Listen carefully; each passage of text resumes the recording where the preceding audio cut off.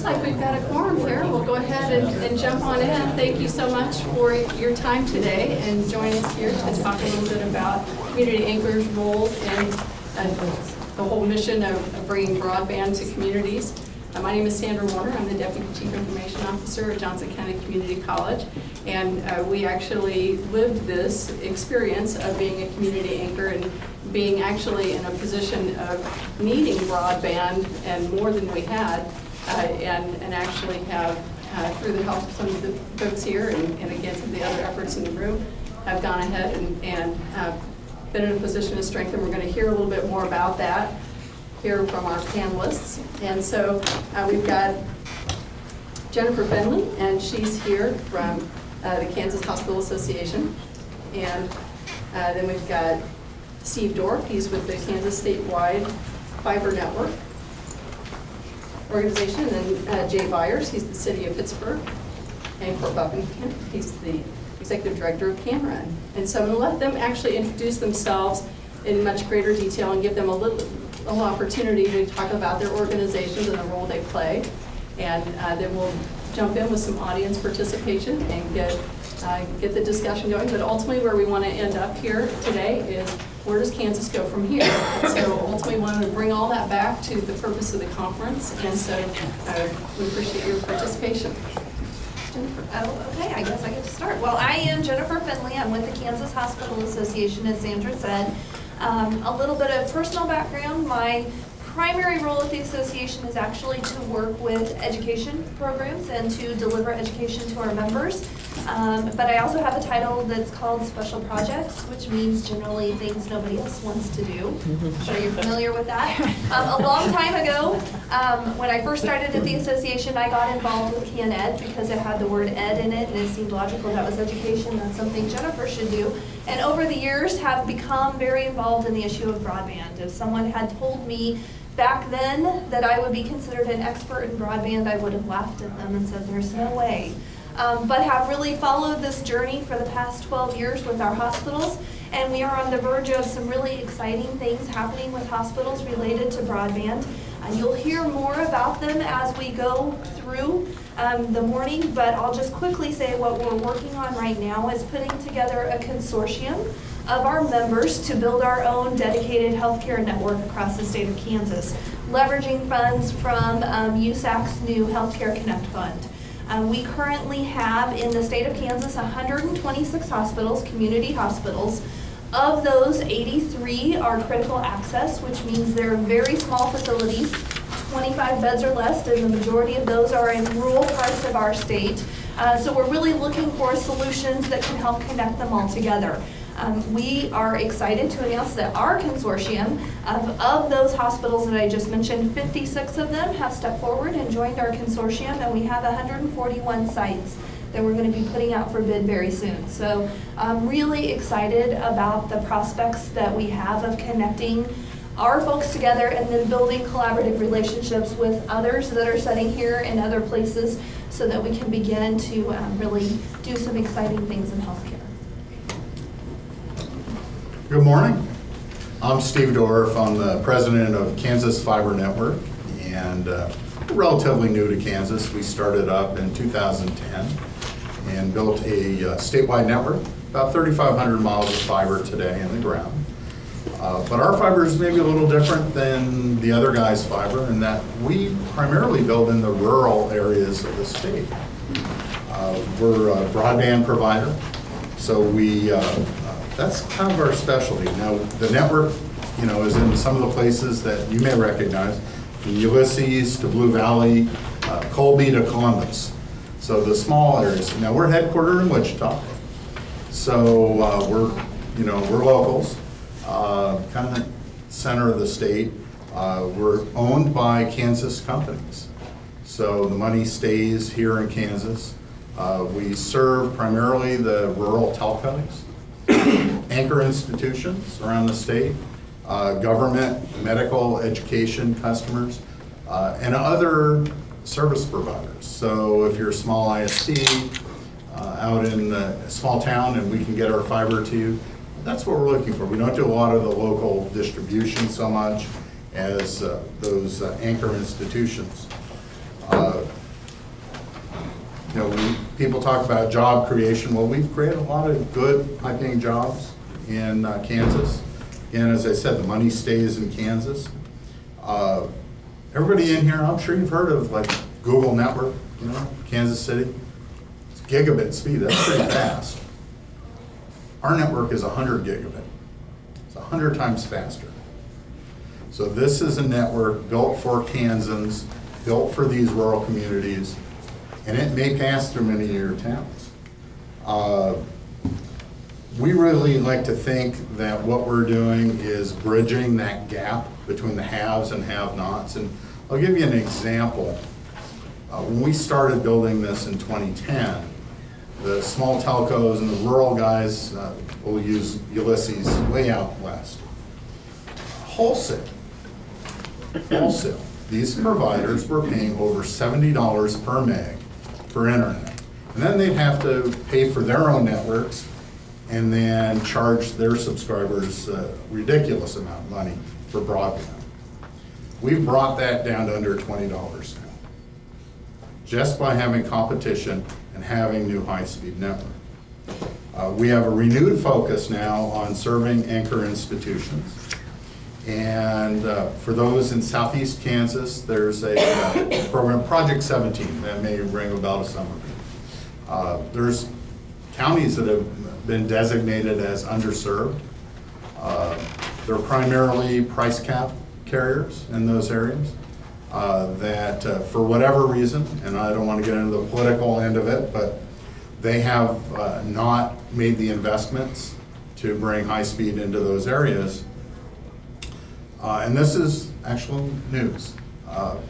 We have, as a company, made the decision that we're going to invest in those areas. We're going to start this year by investing over $2 million to serve these areas. We've identified over 100 anchor institutions in these Project 17 counties. It's really 18 now. And we're going to bet on these anchor institutions that they're going to support this network that we're going to build with private dollars. There's no government money involved. So we're looking, what we do is we build that highway. And we want to build that highway through these small towns in the rural areas. But we need the support of the anchor institutions. We'll make the investment, but we're looking back to those anchor institutions to say, all right, if you build it to me, I'll use it.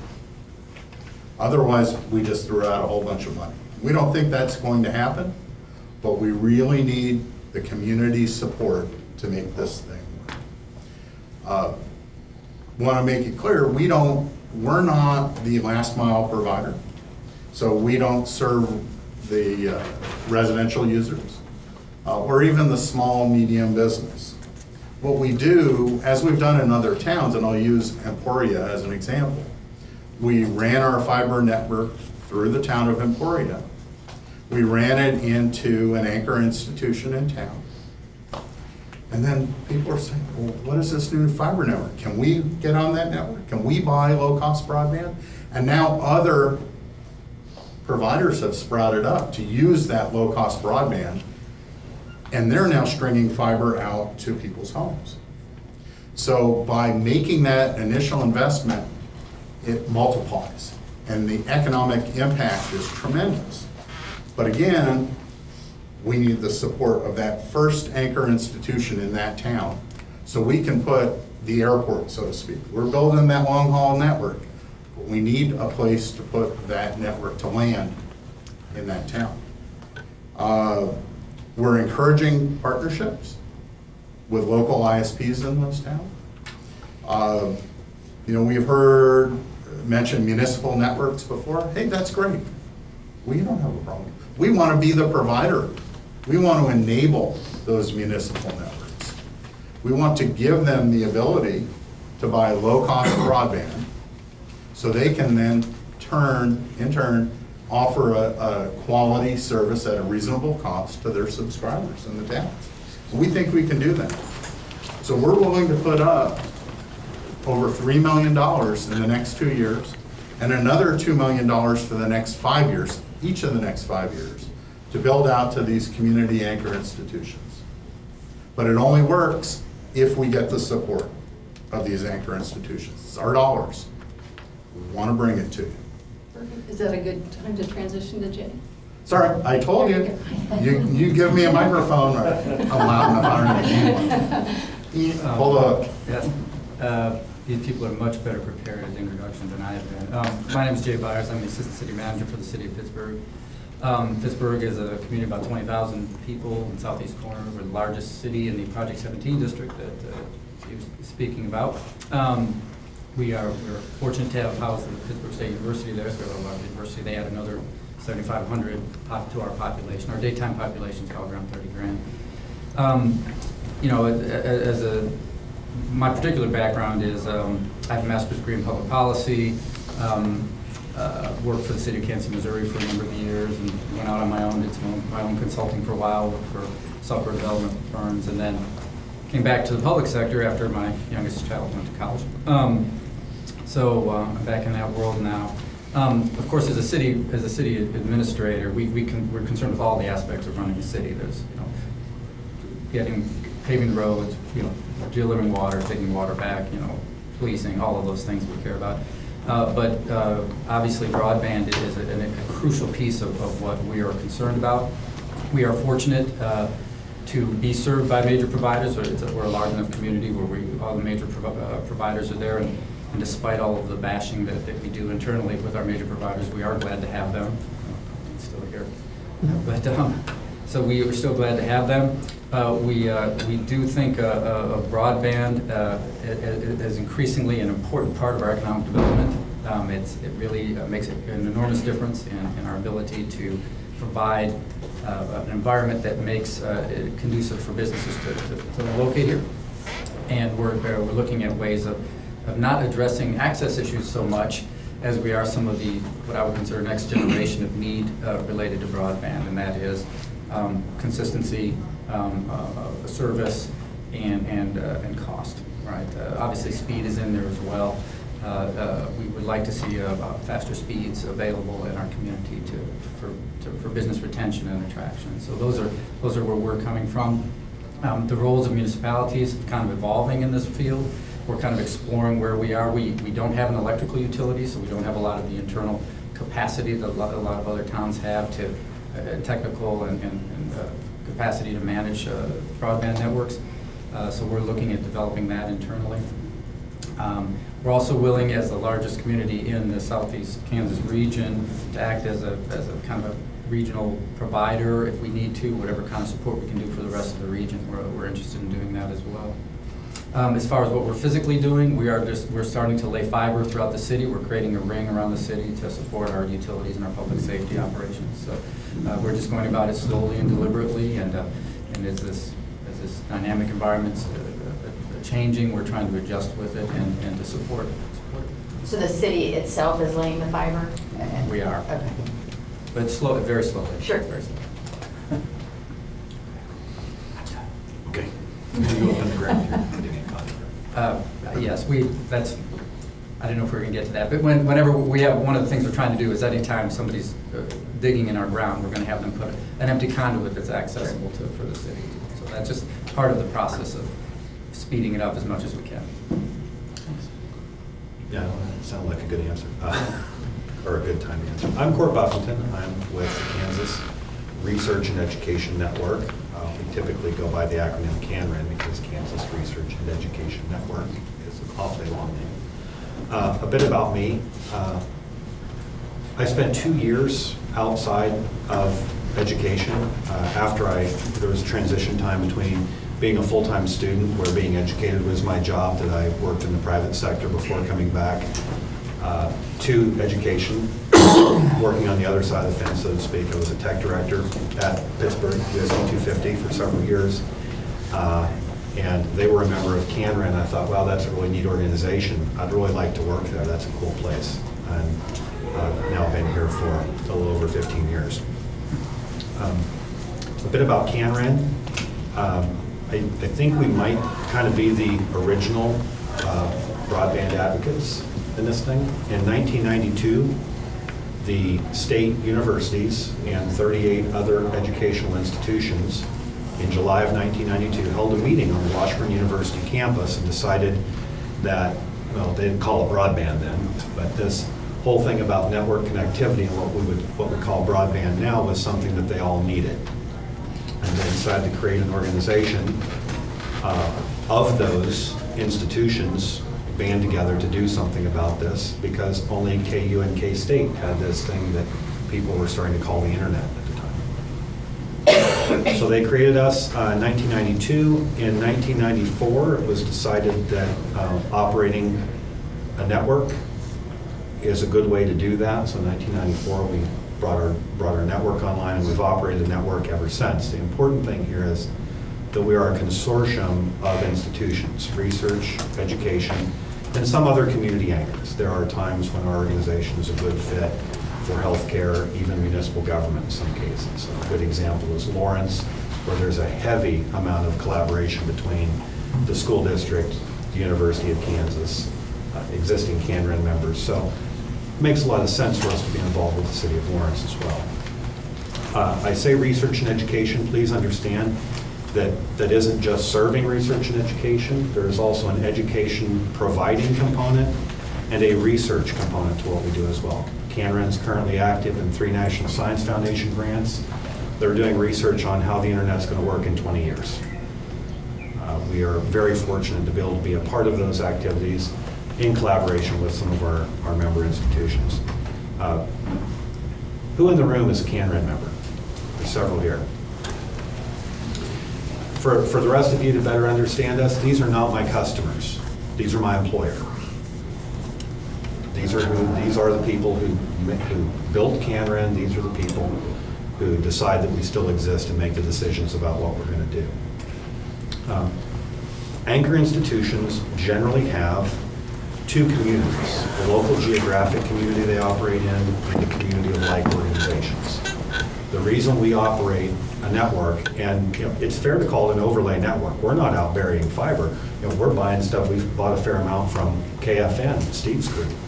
And in fact, Deal Emporia involved us. It got them there. It's been fantastic what they've brought to Emporia. It solved a problem we had for 20 years. But the reason we operate the network we do is because our institutions are in a community of like organizations, and there's a lot of resource sharing and activity that happens between them that is far beyond just getting to the internet. Emporia State, Pittsburgh State, they may share resources. It's not stuff that they can just plug into the internet and make work. They do need better connectivity between themselves, and that's a big part of the reason why we operate the overlay network that we do.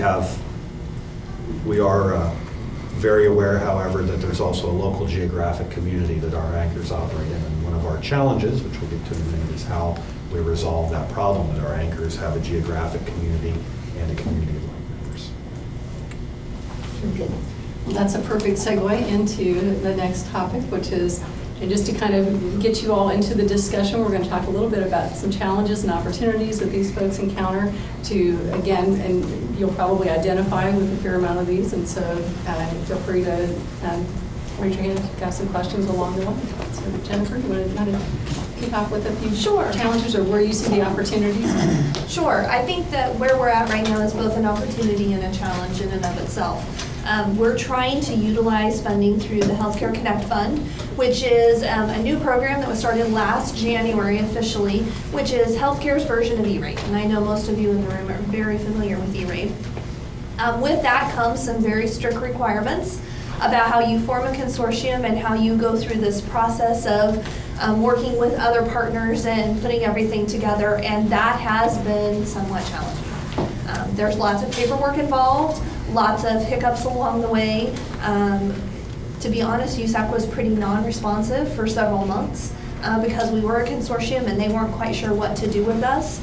So we were kind of pushed aside while they dealt with individual hospitals, and now they're kind of coming back, and they've been much more responsive in the very past couple of months.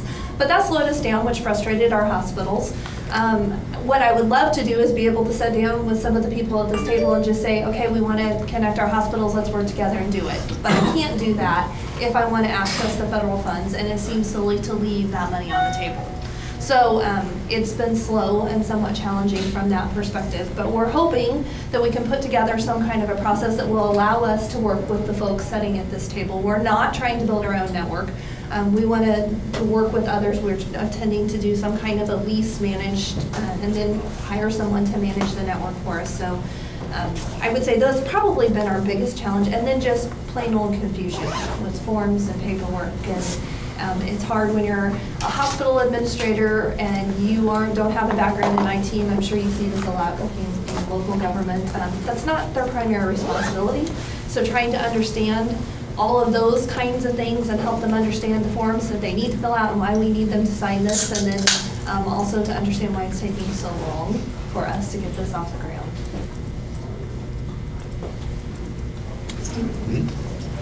I won't take the. You know, I would say the biggest challenges that we face now, first is educating our customer base or potential customer base on who we are. We're not the big two companies that you may know of. We're a smaller company. So it takes some time for people to understand who we are, what we do, and that we're a real company and we provide real services to many companies and institutions around the state. I think the other issue that really comes to light, especially in southeast Kansas, where we've already started doing some building, is educating local governments on how we do business. And we need, now our network is buried in the ground alongside other utilities, right-of-ways. So we need access to that. We just can't go ahead and start digging everywhere we want without permission. And some of the municipalities have some rules and regulations that are a little bit outdated, perhaps, and they want to charge us to do that. So we want to bring internet, we want to bring broadband, but then we get a little pushback. Well, if you're going to dig through my town, I want you to pay me every month a percentage of your revenue. Like, well, but I thought you really wanted this in your town. So there's that give and take. One particular town who was asking for quite a while to get broadband said, okay, we're going to do it. We'll come back in a few months and we'll talk to you about getting the paperwork done to get right of way. Like, really? After we're offering to bring this to you? Yeah, we're kind of busy now. So it's an education process, and we don't want to pass by that town. But I guess if we have to continue building the network, we will. And then in perpetuity, they've lost out on that opportunity. So that's probably the biggest challenge that we face right now. And that will grow as we continue going through more small towns in rural Kansas. As far as, obviously the cities have a lot of challenges facing them on a daily basis. So this is just one other element that we're bringing to bear. We're trying to enhance our fiber plant by, creating a ring, supporting our public safety and utility operations. So funding is an issue. We're trying to put as much fiber in the ground as we can. So that is always something we have to deal with. Also, the kind of the shifting landscape. Kansas Fiber Network, other players are now emerging as viable options. Where does the city fall in being able to support their communities using those new players that are emerging? We don't have, as I said, we don't have electrical utilities, so we don't have a technical history to support broadband development internally, although we're fast learning about it. And given the increasingly technical nature of almost even the most basic services that we provide, we're learning more and we're becoming more educated about all of the aspects that we're facing. And of course, there's always the specter of preemption that we're having to fight too. So there's a big challenge that we have to see, the extent to which we are restricted from participating in some of these, with some of these emerging resources. I think it's going to really restrict our ability to grow as a community.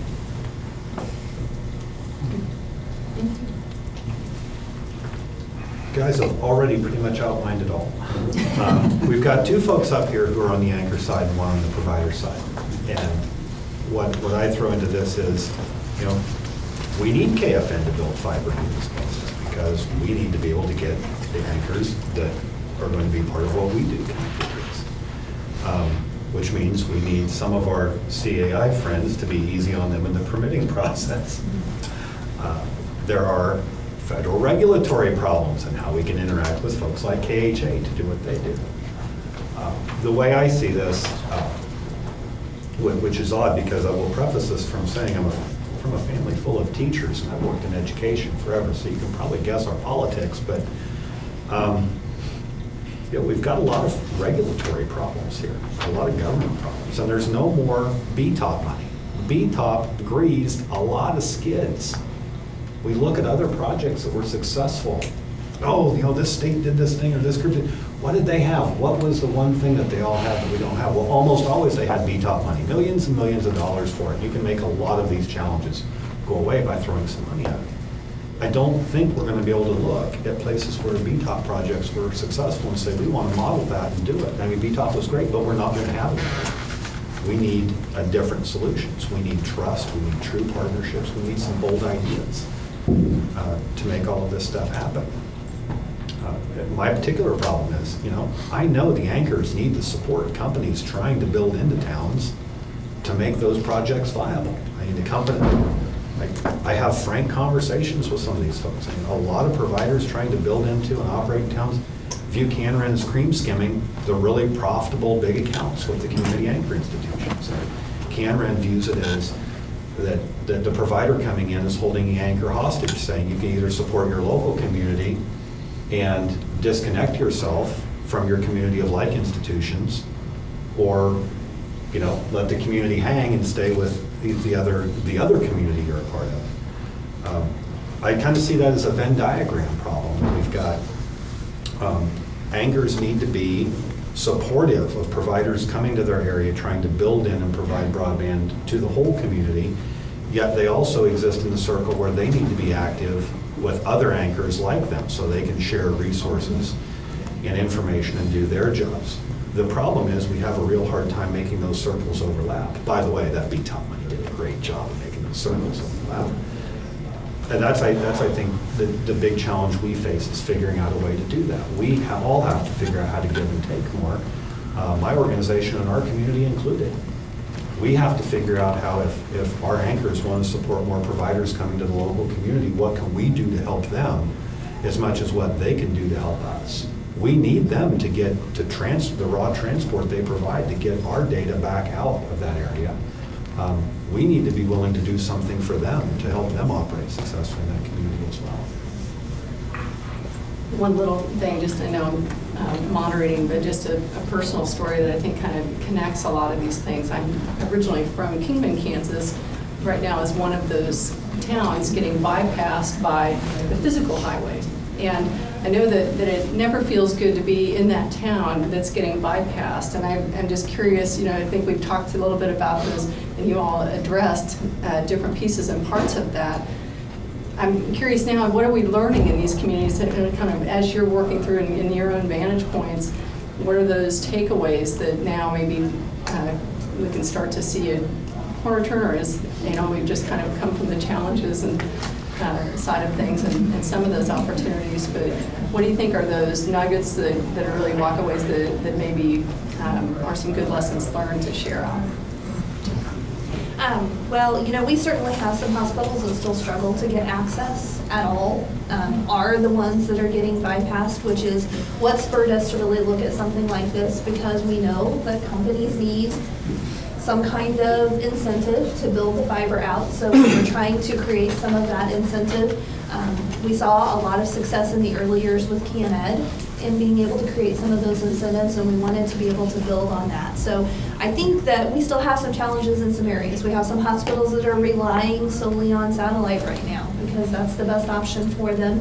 And quite frankly, I think all of us as consumers of healthcare probably don't feel real secure knowing that eventually our electronic health records and all of these other kinds of things are going to be dependent upon not the most reliable, maybe, connections. So we're trying to shore some of that up. I'm excited to hear about things that Kansas Fiber Network is doing because while we've got to get fiber and broadband to the hospital to do the work they need to do, it's equally important that the members of the community that utilize that facility have access to high-speed bandwidth because telemedicine's just starting to explode and we're just starting to see all of the possibilities that it provides. But having patients be able to connect to their health providers from home and to do some of those things remotely that you have to now go into the physician's office to do is coming. But that means that they have to have the connections at home to be able to support that too. So I think that's one of the positives that we're seeing out of some of this movement is that we're starting to enable communities to have some of those things. I think we're starting to see more partnership and discussions among community anchors too. I think one of our challenges has been for a while a lack of direction at the state level as to where we want to go. And I'm getting the sense that there's some of us that are tired of waiting around for that to happen, and we're just going to sit down and figure it out ourselves. I think we made some assumptions early on that were not very good assumptions, which was if we just show up at the doorstep of the city and say, hey, here we are, let's get an access agreement or a right-of-way agreement, that they're going to go, oh, sure, yeah, sign here. That it takes a little bit of time, and it really takes input, and it takes the anchor institutions, the large businesses in towns, the educational community, to speak with their elected representatives or their city council ahead of time and let them know, hey, these guys are coming to town, will you make it easy for them? We think this is a good thing for our community. Help them. Don't dissuade them from building this through the town. It's a good thing, right? Okay, yeah, they're going to tear up the road, Main Street, and that's always inconvenient when you do that.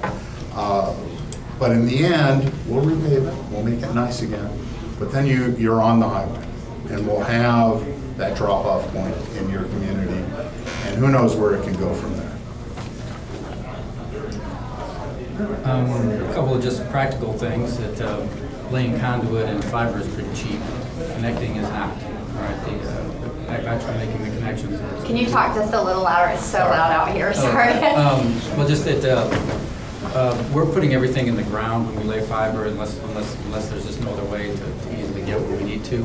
And laying the conduit and putting the actual fiber in there is relatively inexpensive. So at this point, but actually making the connections actually about doubles that cost. So we are actually, we purchased a fusion splicer. Our people are trained to do it. They're slow, but they can do it themselves. It allows us to put more in the ground and make the connections ourselves. So that's one of the lessons we learned. The more we get into this, the more we lay out the plans for what we're going to be doing with broadband, the more it looks like a utility. It functions, and we know all about utilities. We serve every household in Pittsburgh with multiple utilities, so we know what that looks like. We know how to manage those things. We're getting a greater level of comfort with what that model looks like. So we also, the other thing that we're finding is a need for redundancy, right? Whatever the city's going to be doing, of course, a lot of our needs are related to public safety, so we have to have redundancy in our public safety system. But whatever we're going to be doing, we're going to be adding multiple sources. So there won't be just one provider for any of our services that we're offering. And that's the way our businesses work as well. I mean, they have multiple providers. We have a lot of businesses in Pittsburgh that absolutely depend on internet to function. And they have, in many cases, we have fortunate enough to have 3 major providers that can provide broadband. So they actually, and there have been cases where they've needed to have 3, right? So it's it's that level of redundancy. What that goes to show, though, is how significant it is to the community, all right, particularly to the business community. And that's, those are some of the major lessons we're learning. And so I'm just curious from a funding standpoint, are you guys using general funds? Did you do a bond issue? How did you? Is she running ahead? She's going ahead to our next. Oh, okay, sorry. No, that's a good question. We'll jump, good question.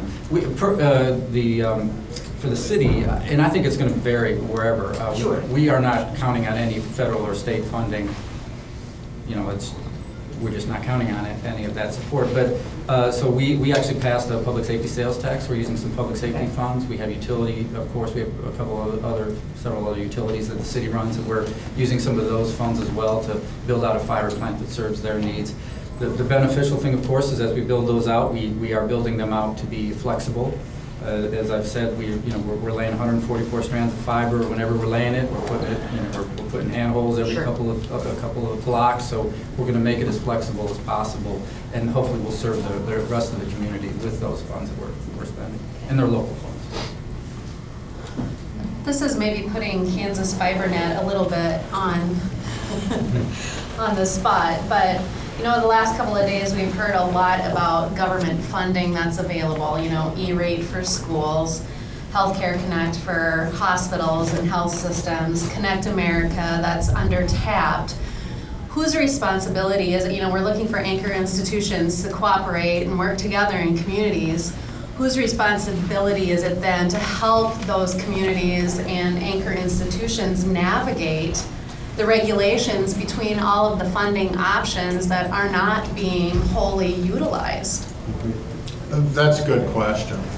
The way it works is we can recommend to the anchor institutions or a school or a library that there are programs available, but we have to be very careful. We can't submit that application on behalf of that school, library, hospital. We can recommend that they either bring the right staff on board themselves. There are consultants who specialize in finding those dollars and navigating those waters on behalf of those institutions. But we have to be very careful not to cross the line as being that consultant. There's a firewall, so to speak, between that. We're happy to assist in any way that we legally can, but again, we'll do what we can without crossing that gray line into not being able to legally do that. I might just add to that, that's one of the challenges we face is, I would love to pick the brains of you and a court and say, I'm putting together an RFP and I need help in what to do, but I can't do that. That kind of is one of those barriers to the federal program that prohibits you from really having collaboration to build some of those pieces if you want to have access to funds. And we have a choice. Our organization has a choice. We can be on one side of the fence or the other. And because of, you've heard a lot here, you've heard E-rate reform come up for that program. Our organization is seriously considering whether or not we need to switch sides. We've operated like a service provider under that program because it retains our most needy members retain the highest level of discount that way. Some of these rules have changed, and consortium filing was penalized. The rules have changed. We could very likely switch to the other side of the fence. And given that we work with a broad range of community anchor institutions, that's the kind of thing our consortium was built to do. Our members just have to decide that we're gonna do that, which I think we're around to me anyway, kind of fits with the big, I think what the thing we need to do is, we need better long-term vision and agreement to work with each other. Between anchor institutions, different kinds of anchor institutions, the provider community. So much of our world, and this is not the fault of community anchors. I mean, we had a bad recession. Our state budget outlook is getting worse all the time. But there is, in my opinion, this could get me in trouble, and I told some of my employers are in the room. I think we spend too much time looking at the bottom line this fiscal year and what we can afford to put in the budget right now, and not enough time looking at what brings greater long-term success. And we need to do that together, both as anchor institutions with the provider partners who are out there willing to bury fiber. We need to look at what brings the greatest amount of benefit and value long-term. And, you know, I'm talking minimum of 3 to 5 years, and preferably 10 to 20. And instead of just, okay, what do I got to do to get this done for next year and get it in the budget and afford it? And again, federal programs don't make that easy either, because they kind of push you in the cost issue for a budget cycle. So if there's interest in an organization that touches all of these anchors to be involved in doing some of that, we are an organization who can do that. Our members simply have to decide that as a priority. Any other questions? Just kind of. Well, one of the things. Oh, No, go ahead. I was just going to say, as a city, you know, we talk about cooperation, and I've reached out to a lot of other organizations, and we have partnered with the city, the county, the school district, and the university, and the library. But I've reached out to the hospital and others. You know, we have difficulty, but we do. Lawrence has a lot of fiber run all through it, but getting people to cooperate. I mean, like reached out to like KDOT or KTA and all these people, and we can help each other. But they just don't have interest in collaborating. So it makes it kind of tough. Well, and I'll speak to that I think that we have found just in the past year, hospitals' interest in broadband has greatly increased. It's one of those things that you don't know you want and you don't care about until you absolutely need it, and then you wanted it yesterday. And as hospitals have started to adopt electronic health records, join health information exchanges, and really started to understand that their future depends on being able to exchange this information with each other, many of them are starting to look at telemedicine as a more realistic and necessary option to provide access to healthcare in their area. Their interest has greatly increased. I think also hospitals come from an extremely regulated environment. Everything about healthcare is regulated, and there are a lot of barriers built into cooperation in general in healthcare. So I think that it's sometimes a hard thing for them to think about, just because they're so used to all of the rules that they have to follow and play in their daily business. I kind of missed one piece I had. We got in a good roundtable here. Just kind of a point of where Cameron is with what we do. It's a reference point. We don't work in it slows down at 3 p.m. when the kids get out of school. We solved that 12 years ago. Most of our emphasis now is in things like uptime, reliability, service response time.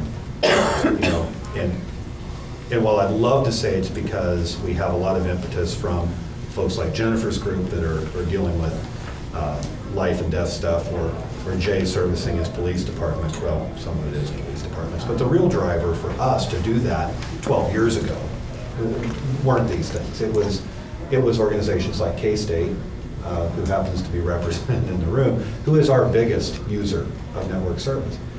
At any given time, there's about 27,000 people online at K-State at the campus in Manhattan at a time. A 30-second blip in service from us to K-State causes 27,000 active users to go offline. Honestly, that was the impetus that brought us to it 12 years ago. Now there's lots of great byproducts for everybody else and other folks who have come on board. Police department with you, hopefully police department with you. Our universities have their own health and safety. But, you know, and we've always liked to think in research and education that we're a bit ahead of the needs curve. I mean, these institutions kind of started this whole thing, and we're ahead of the game a lot. And once you solve things like it slows down at 3 when the kids get out of school, the next thing we run into, which is where a lot of community anchors already are, is service and reliability. And those are fun challenges we like to take these. I can boast 100% uptime at his institution. Well, I can just comment on that.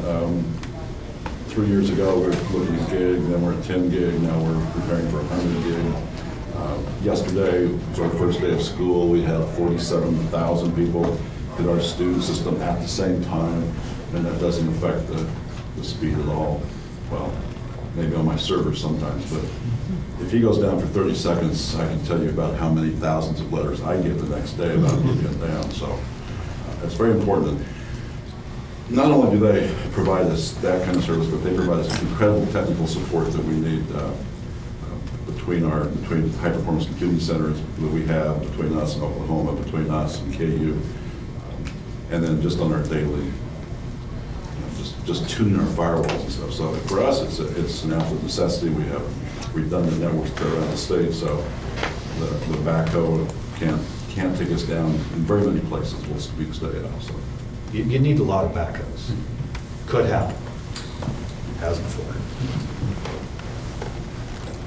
And I can echo, and I know Denise can too, on Johnson County Community College behalf, that part of what's happened in our world, and I'm guessing that this is true of every organization out there, whether you're a community anchor type organization or not, that there's not the IT staff to go around into each and every one of these organizations. And so these consortiums really help a great deal, just even from a staffing perspective, to make sure that, again, that quality stays where it needs to. So that's been a huge thing. Yeah, it's kind of what we are to our big anchor members. We're their wide area network department.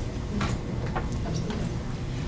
So I think we've kind of run the gamut here. I've tried to introduce you to these organizations, really understand the role that they play, understand where their challenges are, and some of those opportunities that are out there, and then lessons learned. I think one of the things we wanted to do in each of these sessions, and I think some great things that we've heard. I know the Dodge City folks are here, and folks from Newton, and just what are those ingredients for success? Because my guess, just even in hearing the different discussions across the conference, is that it's probably not a one-size-fits-all. Everybody's in a little different place and has different regulations and different sensitivities. And so what are those ingredients that we have found that are in common, and maybe, again, where we maybe have some differences in our communities or in our organizations, where we need to, kind of infuse some of these different pieces. And I think some of those things that we found so far, just to kind of warm people up to this idea, and I think there's other ingredients out there too to be thinking about. But funding obviously is a theme that we've heard today. Leadership is a big theme that we continue to hear across the entire conference, and it's so neat to hear all the passionate people about this topic across the state of Kansas. And then collaboration is both on the opportunity side of things and the challenges side of the equation. And then that vision and being able to relay what it is we're trying to accomplish to folks that maybe are not well educated about the topic and don't really understand that they need this until they really need it yesterday.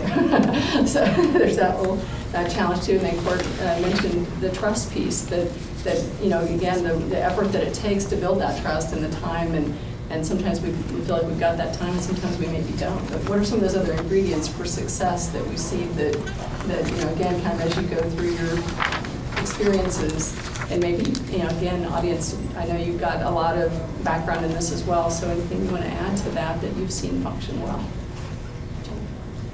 Well, I think one of the things that has helped us is, frankly, the federal funding. I mean, it's really hard to not want to be part of something that's going to provide you a 60% discount.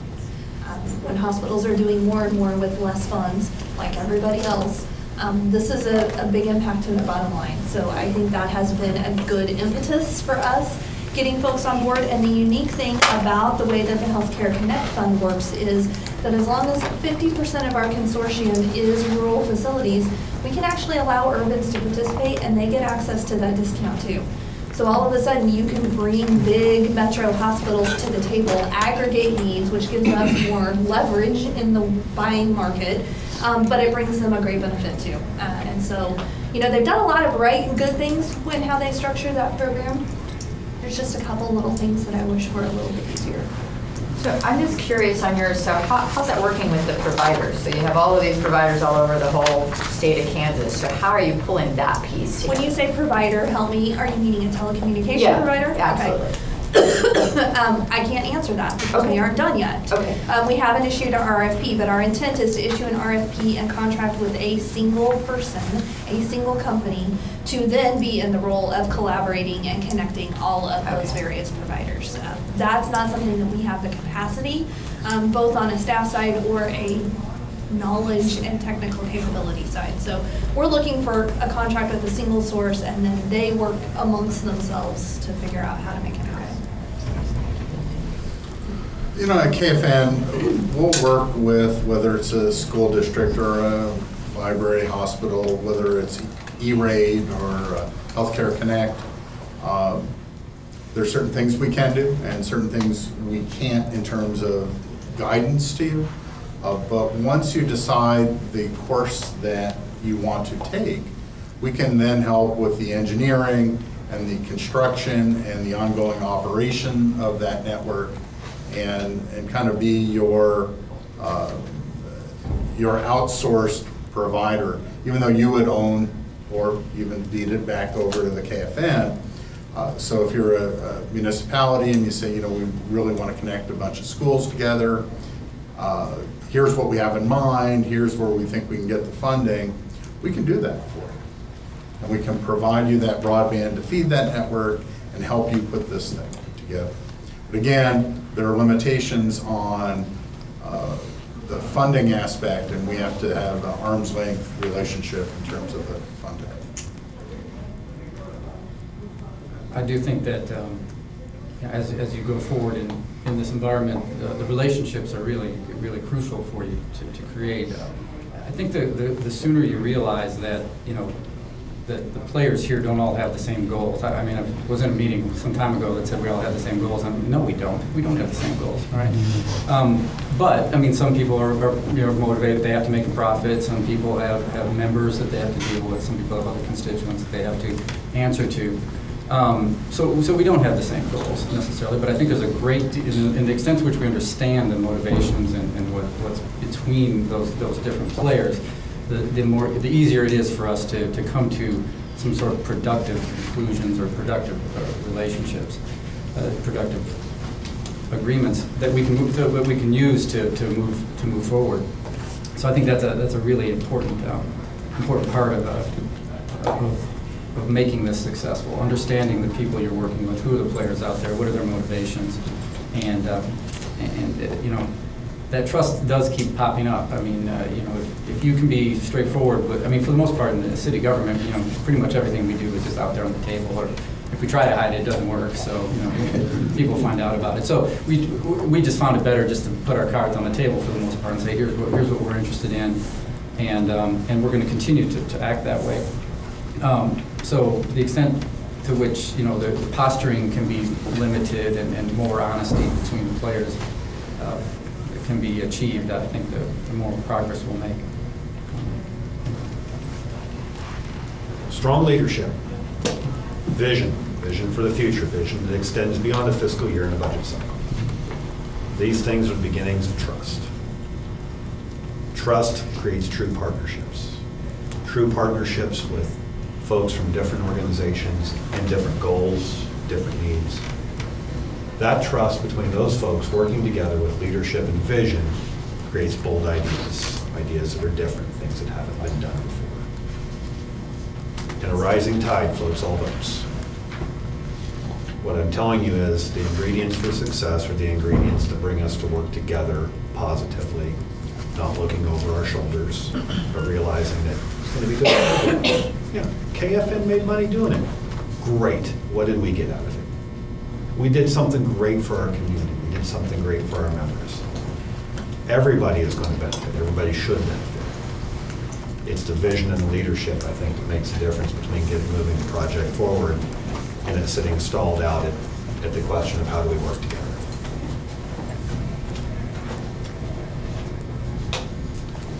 That's tough to follow. Well stated.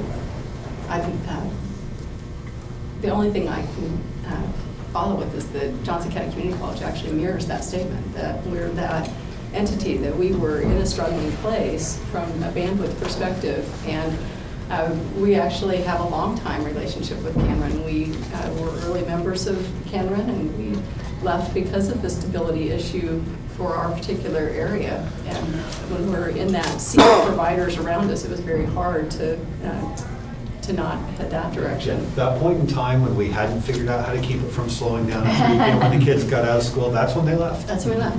And so, but again, once we all know, and this is one of those challenges that I think every provider deals with, is how do you make that a win-win equation when, again, the service provider has that incentive to continue to, as they roll out new technologies, to add a fee for that it ultimately needs a longer range contract in order to retain, their profits and retain their customer base. And so you end up in this inevitable hook that sort of keeps people keeping on, right? But you may not ever reach that actual service level that you actually need as an organization. And so that's one of the challenges that I think the consortium model again, in partnership, I think that public-private partnership is a really critical aspect of this, but that's the piece that actually gets us all working together and can bind us in a positive way. And so that's something that again, we have certainly experienced that firsthand. And Denise, if you have anything to add, feel free to jump in. Denise Morse, our CIO, she's back here just being all quiet. So, but again, we have lived this, and again, I think it's definitely a situation of all boats rise. Once those community anchors are strong within the community, then they can turn and actually be a part of the solution for others. Know that as a result of us being in a position of strength, now we're able to participate in city and again, higher ed initiatives that before we never would have been able to even consider, because we ourselves were not in a good place. And so those are really critical pieces that just be, as far as the ingredient for success that I would just add to our list, is that if your community anchors are not in a position of strength, that's a great place to start, because once they are, you can do a lot of really good things for your community and actually help reach out. And even though they themselves won't be the service provider for others, they can actually, again, contribute in ways that will ultimately help that last mile and help some of those connectivity issues and some of those kinds of things that we talked about as challenges. When I made my comments, I was thinking about all layers. That trust has to exist in a community between the citizens and its government.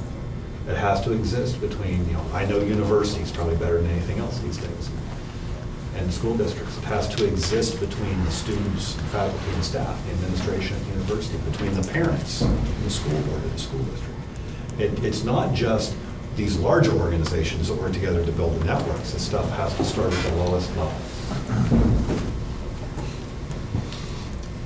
I think one of the things that I'm going to take away from this whole conference is communication and how important it is to talk with the players about what your needs are and how to get to those, and sharing too when you are in a good place with other people so that they can see the possibilities.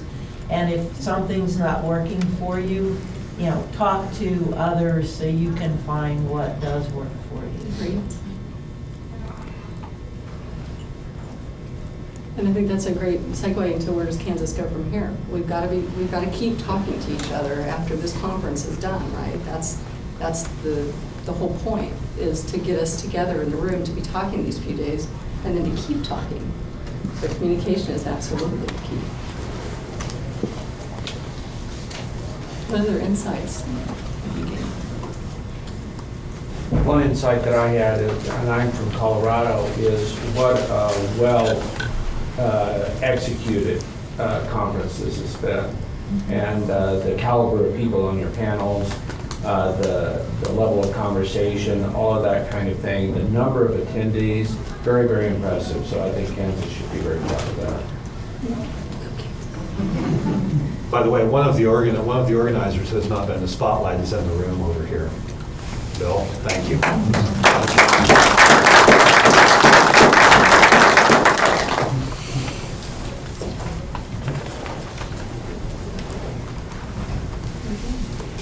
Any other insights that you want to share, or just?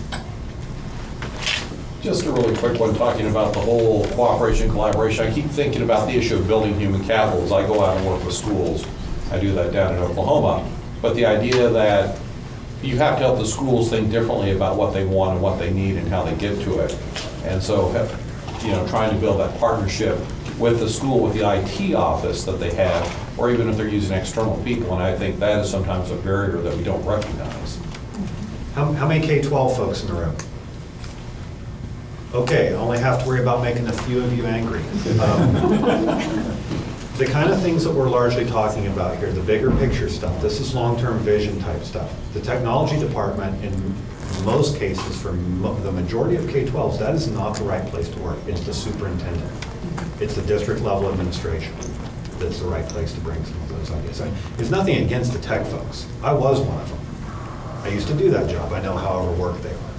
And in larger districts that have bigger staff and more separation of duties, yeah, tech director is probably fine. But in a lot of our rural districts, superintendent is the place where that relationship and partnership and trust is built. And because the tech guys and gals, they're spending all day trying to get peanut butter out of the camera and put the new firewall rules in to not get in trouble and lose their E-rate funding because they didn't block pornography, etc. I would agree with Court, because IT directors, quite frankly, were some of our barriers to getting people to join the consortium. Because I would hear, well, we've already signed a contract. We have a contract for 3 years. There's no way we could do this. And it was the CEO of the hospital who would say, oh my gosh, get out of your box. Think about what we're talking about. We may save enough that it doesn't matter if we still have a contract. We can pay the penalty and get out. So you need that bigger picture. We'll work with members on realizing that we're not doing anything today. It's going to be 2 years down the road. And sometimes a tech director has a real hard time being able to see that far because the scope of his or her job is limited. But organizational leadership, hey, we know we're on a path, we know what we're going to do, but it's 2 years before we get there. That's where they live every day, all day anyway. Other thoughts, other insights?